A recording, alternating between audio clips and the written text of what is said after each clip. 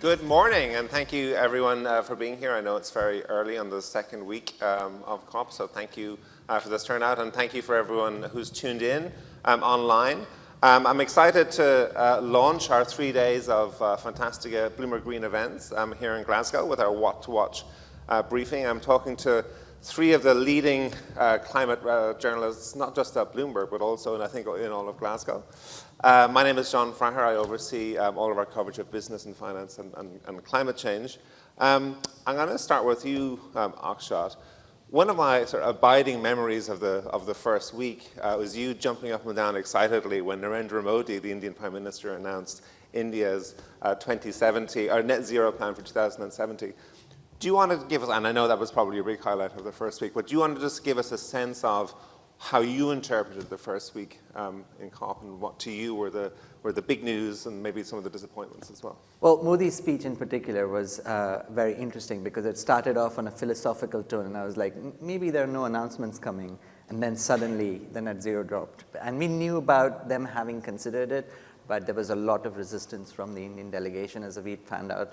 And so we were surprised that it came through. But I would say, yes, I mean, if you start from day one, that would be the day one highlight, that a country that's developing that has a very low carbon footprint per capita, but also historically is ready to do what is required for climate, which is reach net zero emissions as soon as possible. After that, I think one of the other things that's different about this COP is we've had thematic days, because it's not like Paris, you're not going to get a massive deal at the end of it. And the presidency of COP26 has been trying to put theme days so that countries and companies and organizations can come and set goals. And we got on Finance Day a big, large number under Mark Carney with the Glasgow Financial Alliance on net zero, committing to $130 trillion that would go towards net zero. Now, it's a large number, but we don't know yet if all of that capital is going to help the transition and how it's going to help the transition. So a lot of the pledges, I mean, I'm going to talk about are those where they've set these high goals, but we still need to know all the details on how it's going to work out. Another big announcement was the global methane pledge, and that was started off by the US and the EU and now has about 100 countries behind it. And the aim is to cut methane, which is a super warming gas, by about 30% by 2030. And again, it's ambitious, but it doesn't have some of the largest emitters. So India, Russia, China, who are all methane emitters, aren't part of it. We were told from the very beginning when the COP presidency laid out its priorities that coal will be consigned to history, and that was underwhelming. We didn't get much in terms of domestic coal phase out from countries like India and China, but also the US, which is still a large coal consumer. And what we did get was substantial to some extent, where countries like the G20, but including China, said that they will not be financing coal abroad.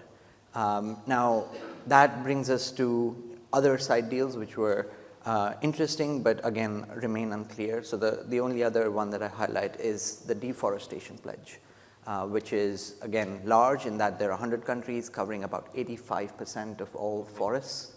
And they say they will halt deforestation by the end of 2030. And there's some money attached to it in the form of $19 billion that can help make that happen. And what do you say, towards the end of last week I saw some of these reports. I think the IEA came out with a number. I think the University of Melbourne had a report that said if, and obviously it's a huge big if all of these measures that we saw announced in Glasgow in week one were enacted, yep, we would actually hit below 2%. We get into 1.7, 1.8 degrees. Yeah, so these numbers, and one of the things that I think we need to learn to differentiate is all the numbers that get thrown around. So the analysis you're talking about is the analysis that would assume all the pledges that were made will be met, all the net zero pledges for 2050 for US and the EU, 2060 for China, 2070 for India. If all of those are met, then the temperature eventually by 2100 will be about 1.8 degrees Celsius. Now, there's a lot of if in that process. And we quote one number, but it's always a range. And the range is still something between 1.5 and 3 degrees Celsius. So we're not quite out of the red zone, so to speak. And before I move on to Jess to talk about the week ahead, as a seasoned climate observer, do you come out of the first week more optimistic than you went into it? I was surprised by how much headline-grabbing announcements there were. COP is about a lot of technical details and a lot of square brackets, and we'll hear a lot about that in this week. But I was surprised by how much. But I mean, it's one of those framing questions where countries have been saying for a long time, we'll do something about this problem. Now they've said, we'll do something by certain date. We'll do this X thing by certain date, and we'll be able to hold them accountable, and I think that's progress. It's a subtle shift there, isn't it, between saying you should do this and why aren't you said you would do this, and why aren't you doing this? Yeah. Jess, let me turn to you. Like Akshat, you survived week 1, so firstly, congratulations for getting this far. You wrote a really interesting piece this morning about what to look at in week 2. And traditionally, everyone sort of says week 2 is where the real business happens, is where the negotiators swing in and really get down to the nitty-gritties. So do you want to maybe kick off by giving us a sense of what's at stake in week 2? What are we trying to achieve here? Yeah, sure. So as Akshat says, last week was pretty star-studded. We had Joe Biden, Leonardo DiCaprio, everyone was there making big announcements. And you couldn't it was quite, we had to work quite hard to try and cut through those announcements. And this week is more about the traditional COP negotiations. So one of the reasons that the UK government has all these side deals that were announced last week is because there is slightly less to negotiate. It's not like Paris where they're trying to negotiate a climate deal. They're trying to finish the rule book on Paris to implement what Paris is. So some of that is, the biggest issue is Article 6, which is carbon trading, and how countries can't agree on how carbon trading should work. It's hugely controversial, and we're going to talk about carbon offsets in the next panel.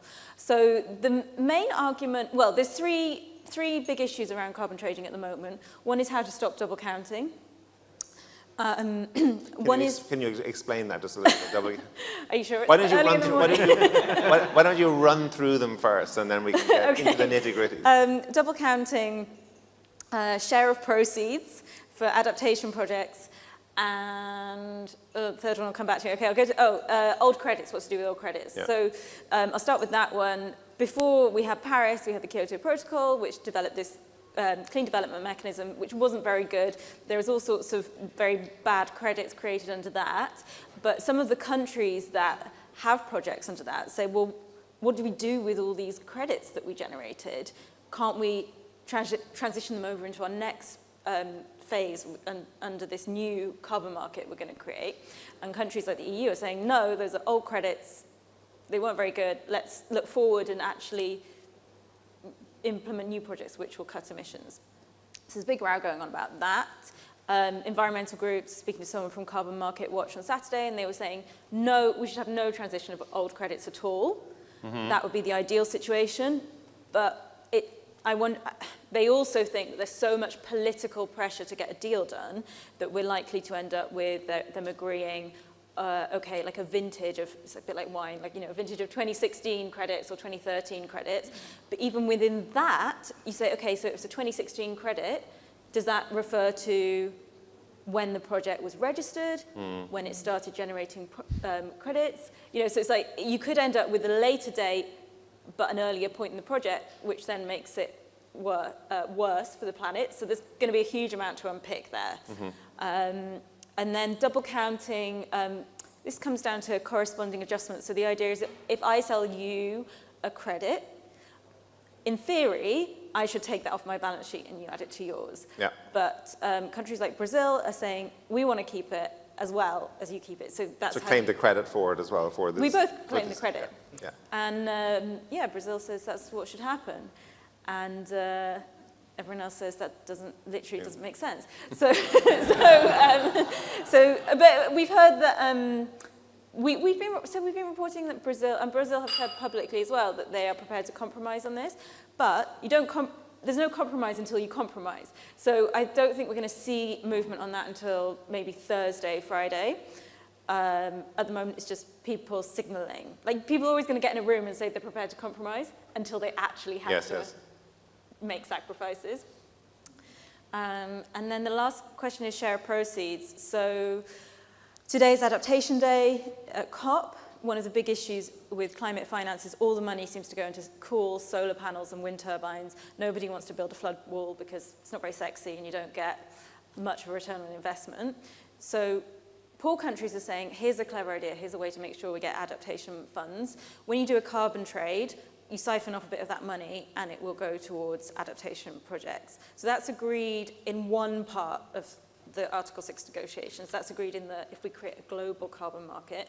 But there's also a separate part of Article 6, which is bilateral deals. So like Switzerland to Peru, for example. And they're saying, the US and the EU are saying it's not technically feasible to do that. And I think, to me, it seems like one of the problems is, because of the failure, repeated failure of governments to create a globally regulated carbon market, what we've ended up with is we've got bilateral deals between countries, we've got companies doing offsetting voluntarily. Now they're also trying to create a globally regulated carbon market, and we've got the CDM, and none of them are superseding the other ones. So we're ending up with four or five, a hodgepodge of different things, and you can't apply the same rules to all of them. So it's a mess, basically. Well, yes, a very well articulated mess, thank you. What would you say are the best case outcomes and worst case outcomes in terms of, you know, if you wanted a well-functioning carbon market coming out of this? Yeah, so, I mean, I think it's no transfer of credits from the CDM into the new globally regulated carbon market that has not yet been created, and also no double counting, but it sounds like another option on the table is to have some kind of transition period where you say, okay, for a couple of years you don't have to correspondingly adjust. One thing that is interesting on the latest draft of Article 6 text that came out, I think it's Clause 74, says that businesses will also have to correspondingly adjust if they do trades under Article 6, which I think could be quite a big deal for companies, and you know, making sure that, you know, like if Shell buys offsets from the US, they have to also correspondingly adjust. So even though they're not in the Paris Agreement officially, they would have to do that. So I think that's going to be quite interesting. And as a veteran of many COPs to date, COP is famous for running days and days over, and you sort of see these photographs of like journalists sleeping in sleeping bags in the press room, etc. Yes. What is your best? You were probably one of them. Do you have a best bet on how this will shake out towards the end of the week? I mean, obviously we don't know what's going to happen, but yeah. So the UK is briefing that the last 13 COPs didn't finish on time, and they want this one to finish on time because it will send a signal that the world is really committed to tackling climate change. And that's Friday, right? Friday's the... That should be Friday. However, people who come to COP and negotiate at COP, I think they kind of, it's a point of pride that it doesn't finish on time. Yes. So yeah, the last COP I went to was actually a couple of years ago, and what happened was it went over and carried on over in the Friday night, and they thought they were going to get a deal, so they kept going, so it finished at 4 or 5 a.m. For me personally, that would be a really bad situation. Yeah. I think it's better, so for example, this Saturday just gone, they were supposed to do an informal stock take, and they just said, look, we're not going to have time, let's do it on Monday. So I think it would be better if you kind of get to midnight, 1 o'clock, and say, there's so much to do, let's all go to bed and come back tomorrow, rather than actually making you go through the night. But we are entering the week of all-nighters. There's going to be more and more of these. Even last week, there were things going very, very late, and then people getting up at 3 in the morning and restarting. So I think it's going to be tough. There was one summit many years ago where I think there was a lingerie show, and there was another one where there was a car show following in the venue afterwards. Yes, so they were still kind of negotiating as the new conference was setting up. So I think the UK is really, really keen to show that it's organised and it's going to finish on time, but it's already behind schedule, so I think it's unlikely. And luckily for everyone here, the Bloomberg Green Daily newsletter will be keeping you all up to date as this weekend Twice a day. So please sign up and share it. Aaron Rutkoff. So Aaron is the editor of Bloomberg Green. You came in on Saturday, I think, for the to sort of to save the day in the second week. Well-rested reinforcements, yeah. Well-rested reinforcements. So you're based in New York. Can you just tell us a little bit about how COP is being, obviously we're in this little bubble here, bubble of sort of climate experts and climate journalists and what have you, but just because everyone here is talking about climate change doesn't mean everyone in the rest of the world is talking about climate change. Can you just tell us a little bit about how COP is being seen and playing in the US media? I don't think it's invisible in the US context right now, but certainly there's been a lot more attention if you're focused on politics that overlap with COP, on what's been happening with the infrastructure bill in the US and the Build Back Better, which is Joe Biden's social spending and climate initiative. There's been a ton of drama that's coincided with Biden's arrival here, and I feel as if in many ways to a domestic audience in the US, those things were a far bigger, more salient part of what's been happening recently than are the climate politics at COP. And in part that in some ways because the US role here hasn't been as clear cut. It hasn't had a story of progress like we saw in past COPs, like in the Paris Agreement. I think it's been a little bit more obscure to kind of measure the true contributions of US climate leadership, even though there's been a lot of talk about returning the US to its primary role as one of the drivers of climate leadership in the world. And for those of us here who've just been focusing on COP in the last week, can you tell us a little bit about where are we on Biden's climate plan and how likely is that to be enforced or which parts of it might get enacted?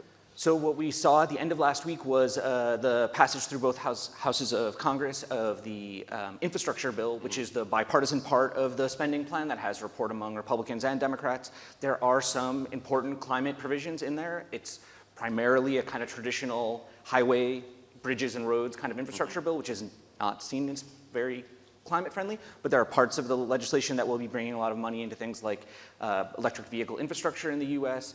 And given that we're coming off of a period where there's been essentially zero legislation to spend money in a positive way on climate change in the US, those things are a big deal. With the Build Back Better legislation, which has much more spending on climate-related stuff in a far broader category that's not just about kind of transportation infrastructure, there's still a big question mark hanging over that. There were some very progressive members of Congress who didn't vote for the infrastructure package because they were displeased that it was passed without the Build Back Better part of this. And that's the bill where we've seen it go from a $3 trillion price tag down to $1.5 trillion or something like that. And the politics of Joe Manchin, who's a senator who comes from a coal state, have been very dominant. Nancy Pelosi is coming here now as part of a big delegation of lawmakers from the US. So it'll be interesting to see what kind of remarks they make here at COP in regards to the importance of the Build Back Better legislation, which is just still up in the air. I mean, it's not clear what will happen exactly yet.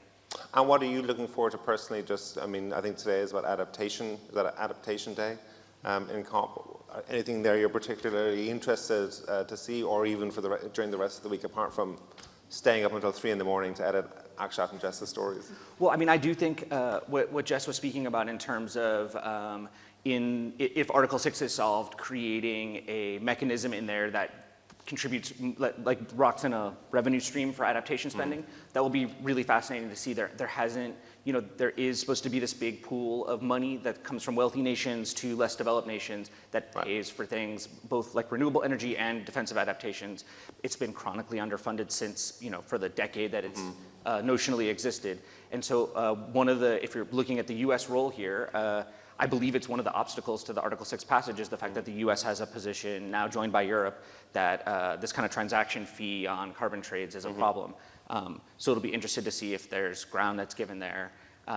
We have that's kind of one of the patterns that we've seen. Unfortunately, while the US has been articulating like raised ambitions, there are parts of the global agenda at COP that the US has been on the outs with. Akshat mentioned domestic coal use is something that they didn't phase out, and the politics of coal with Joe Manchin, the senator from West Virginia, a coal state, have been very tender.